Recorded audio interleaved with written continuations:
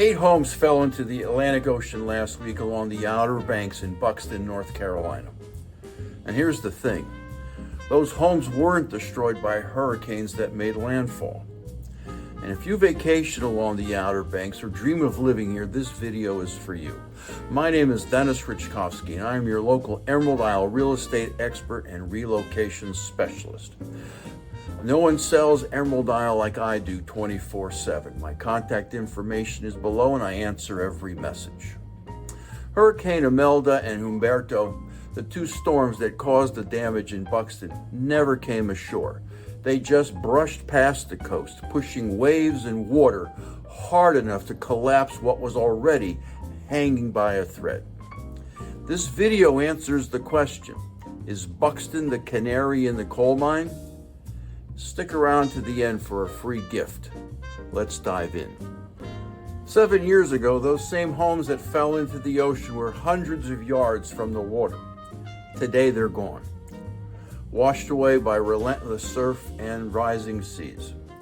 What's left is a heartbreaking mess, piles of debris, a massive cleanup bill, and a tax base that just got smaller. For a small town that's already strapped for cash, that's a problem with long-term consequences in Buxton. So here's the big question. Is Buxton the canary in the coal mine for the Outer Banks? Could Emerald Isle or any of the other towns along the Outer Banks face the same fate? Let's talk about it, because I sell homes here along the Outer Banks, but I also sell the truth about what it means to live on a barrier island. And the truth is, Emerald Isle is no Buxton. Same ocean, yes. Same storms, yes. But the similarities end there. Buxton sits on Hatteras Island, one of the narrowest and most fragile stretches of barrier island in the country. In places, it's barely a few hundred yards wide. There's the Atlantic Ocean on one side and Pamlico Sound on the other. And in between, not much. When a storm pushes in, there's nowhere for the energy to go.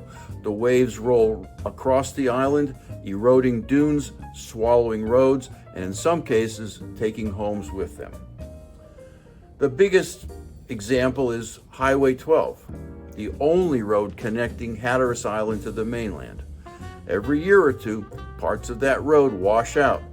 The state rebuilds it, but the ocean keeps taking it back. And Buxton, sitting in the middle of all that, just doesn't have the money or the resources to fight back effectively. Let's start with funding, because it is a critical difference between Emerald Isle and Buxton. Buxton and Hatteras have limited tax bases. Most of the land there is part of the Cape Hatteras National Seashore, so there's less private property generating revenue. That means less money to maintain dunes or pay for beach renourishment projects. When the ocean takes a bite, there's no safety net. Now let's look at Emerald Isle. We're on Bogue Banks, a wider, more stable barrier island. Most homes sit on higher ground, between 15 and 35 feet above sea level. And we have multiple dune lines protecting oceanfront properties. Geography alone gives Emerald Isle and Bogue Banks a head start. But the real story is how this community planned ahead. Back in the early 2000s, the town commissioners from every community on Bogue Banks came together. Emerald Isle, Indian Beach, Pine Knoll Shores, Atlantic Beach, and agreed on a long-term renourishment and protection plan. They knew that without sand, there's no beach. And without a beach, there's no tourism, no home value, no businesses, and eventually, no town. This collaboration led to a referendum, and it barely passed. But it did give the towns like Emerald Isle the authority to raise money needed to protect their beaches. In Emerald Isle's case, the funding came from 2 primary sources, the town's general fund and a direct tax on oceanfront properties. At first, everyone in the town contributed, but today only the oceanfront homeowners pay that special Beach Nourishment Tax, which currently sits at about 2.2% per $100 of assessed value. That tax revenue, along with contributions from the town's general fund, go into a future beach nourishment fund, a kind of savings account used to pay for future nourishment projects. In recent years, that fund has added several hundreds of thousands of dollars annually, allowing Emerald Isle to always have the money ready for the next renourishment cycle. And the renourishment itself, well, that's the second key difference between Buxton and Emerald Isle. Emerald Isle, and all of Bogue Banks for that matter, has access to reliable, high-quality beach sand. Thanks to decades of coordination with the Port of Morehead City, the Army Corps of Engineers dredges and stores sand that can be reused for beach renourishment. When the town needs sand, it doesn't have to scramble. The supply is literally in the bank. Buxton doesn't have that luxury. There's no consistent sand source readily nearby, and when dunes wash away, rebuilding takes longer and costs more. Emerald Isle, by contrast, has done renourishment roughly every 5 to 7 years, keeping beaches wide and dunes strong. Those dunes are our first line of defense, and they work.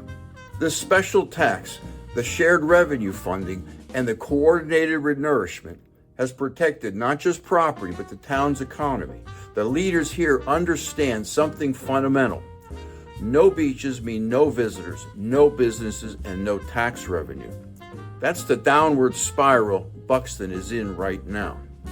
Now here in Emerald Isle, that risk is slim to none, because we have both the sand and the funding and a proven track record of reinvesting before disasters strike. Now, does that mean Emerald Isle is immune? Of course not. But then again, is any location or locality immune to natural disasters in this country? To be sure, we still face big picture questions. Sea level rise, storms, and the natural movement of barrier islands. But what matters is preparation. While other towns are reacting to disaster, Emerald Isle is already planning for the next cycle of protection. That's what keeps home values strong and our community thriving. Buxton's story is tragic, but it's also instructive. It reminds us that living on a barrier island isn't about pretending nature won't change things. It's about understanding the risks, respecting the ocean, and making smart collective choices. Here in Emerald Isle, we've done just that. Every hotel stay, every vacation rental, every homeowner's contribution helps keep this island resilient. It's a model for what coastal management should look like. Local commitment, financial discipline, and shared understanding that the beach isn't just scenery, it's the foundation of everything. So, can Emerald Isle turn into another Buxton? The short answer is no. Not if we keep doing what we've been doing. Maintaining our dunes, reinvesting in nourishment, and protecting the resources that keep this island alive. Buxton may be the warning bell, but here on Emerald Isle, we've already answered it. If you'd like to learn more about Emerald Isle and how it protects its beaches, its property owners, or if you're thinking about buying here and want to understand what makes this town so special, check out the videos on my Moving to Emerald Isle channel. And now, as promised, my irresistible offer. Like, comment, subscribe to this channel, or simply text me at 919-308-2292, and I'll send you a complimentary copy of my book, Living Where You Vacation. It's a deep dive into living on the Outer Banks with special focus on Bogue Banks and the town of Emerald Isle. If you learned something, please subscribe, as it helps me learn what my viewers want to watch next.